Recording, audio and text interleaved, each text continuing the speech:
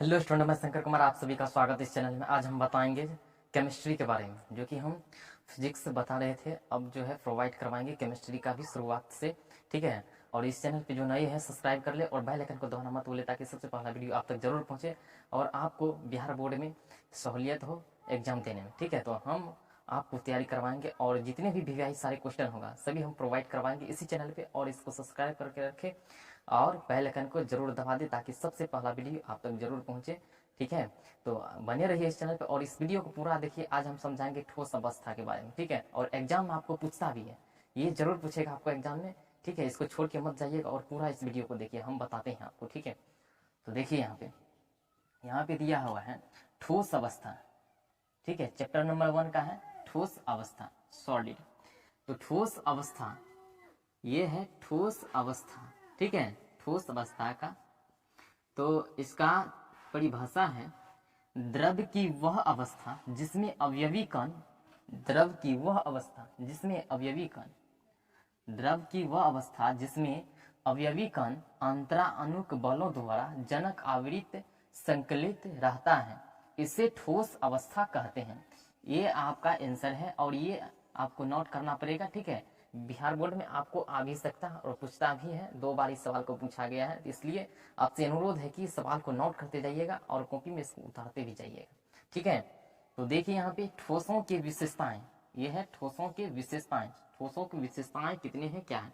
तो ठोस पदार्थों का आकार, आयतन तथा आकृति निश्चित होती है। ठीक है, ठोस पदार्थों का आकार, आयतन तथा निश्चित होती है। ठीक है, इसके बाद इनके अवयवी निकटतम उपस्थित होते हैं। इनके घनत्व द्रव व गैस से अधिक होता है।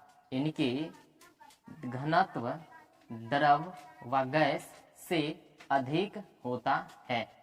इनमें विकिरण की क्रिया नहीं पाई जाती है। इनमें विकिरण की क्रिया नहीं पाई जाती है। ठीक है, ये गर्म करने पर मुख्यतः द्रव अवस्था का निर्माण करते हैं। इसको जब गर्म किया जाए, ठोस पदार्थ को अगर गर्म किया जाता है तो ये द्रव पदार्थ में आ सकता है। ठीक है, ठोस को यदि अगर गर्म किया जाए तो ये द्रव पदार्थ में परिवर्तित हो सकता है।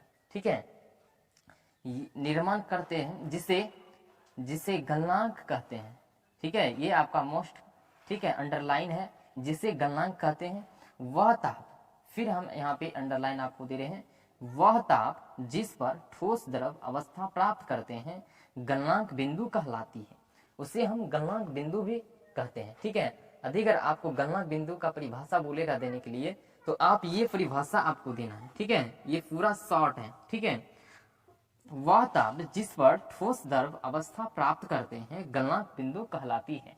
ठीक है, ये आपका है। ठीक है, और इसको आपको याद भी कर लेना है। ठीक है, और एग्जाम में पूछता भी है। ठीक है ना, तो इसको नोट कर लीजिए। चलिए अब चलते हैं ठोसों का प्रकार। ठोसों का प्रकार कितना है और क्या है, तो उसको सबसे पहले जानना है। ठीक है, गर्मी तो काफ़ी है, बहुत गर्मी लगता है। ठीक है, और हद से ज़्यादा गर्मी है। ठीक है, और फैन उन भी नहीं है। ठीक है, थोड़ा इसी से बहुत काफ़ी गर्मी है। ठीक है, और फटाफट आप लोग भी नोट करते जाइए। ठीक है, हद से ज़्यादा गर्मी है और पूरा गर्मी है, फैन उन भी नहीं है, पूरा भी बना रहे हैं वीडियो। ठीक है, तो देखिए कैसे ठोसों का प्रकार कितना है और क्या है नहीं है, और एग्जाम में भी आपको पूछेगा। ठीक है, तो देखिए कैसे बनता है। ठीक है, तो यहाँ पे दिया ठोसों के प्रकार, ये 2 प्रकार के होते हैं। ठोस का प्रकार जो है 2 प्रकार होता है। ठीक है, ठोस 2 प्रकार के होते हैं। ठीक है, पहला है क्रिस्टलीय और दूसरा है अक्रिस्टलीय। ठीक है, पहला है क्रिस्टलीय और दूसरा है अक्रिस्टलीय। ठीक है, तो ये 2 प्रकार के होते हैं टोटल। ठीक है, तो ये ठोस जो है 2 प्रकार के होते हैं, पहला है क्रिस्टलीय, दूसरा है अक्रिस्टलीय। ठीक है, तो यहाँ पे सबका हम इजी करके आपको बता दिए हैं दोनों तरफ। ठीक है, एक तरफ है आपको क्रिस्टलीय का और एक तरफ है अक्रिस्टलीय। इधर है क्रिस्टलीय और इधर है अक्रिस्टलीय। ठीक है, तो देखिए कैसे हमको यहाँ पे बनाना। तो यहाँ जो है क्रिस्टलीय ठोस की एक निश्चित आकृति होती है। ठीक है, ये जो है क्रिस्टलीय ठोस की एक निश्चित आकृति होती है।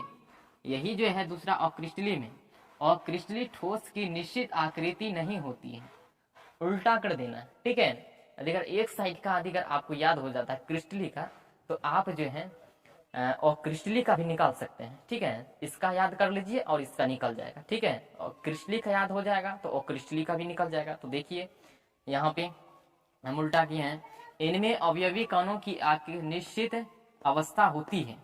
तो यहीं पर देखिए दूसरा में, इनमें अवयवी कणों की अनिश्चित व्यवस्था होती है, यानी कि उल्टा होता है, ठीक है ना। तो इसमें क्रिस्टली ठोस ही वास्तविक ठोस होती है। इसमें है तीसरा में, और क्रिस्टली ठोसों का गलनांक निश्चित नहीं होती है। चौथा में, क्रिस्टली ठोसों के गलनांक निश्चित होते हैं और क्रिस्टली ठोस समदैशिक प्राकृतिक होते हैं। पांचवा है, क्रिस्टली ठोस विषम दैशिक प्रकृति के होते हैं। और ये लिख देना पांचवा में क्रिस्टली, इसका यानी कि उल्टा कर देना है, इसी का आपको उल्टा कर देना है, ठीक है। तो ये बन जाएगा आपका पांचवा, ठीक है। तो ये क्रिस्टली ठोस की एक निश्चित आकृति होती है, इसका नहीं होता है, ठीक है।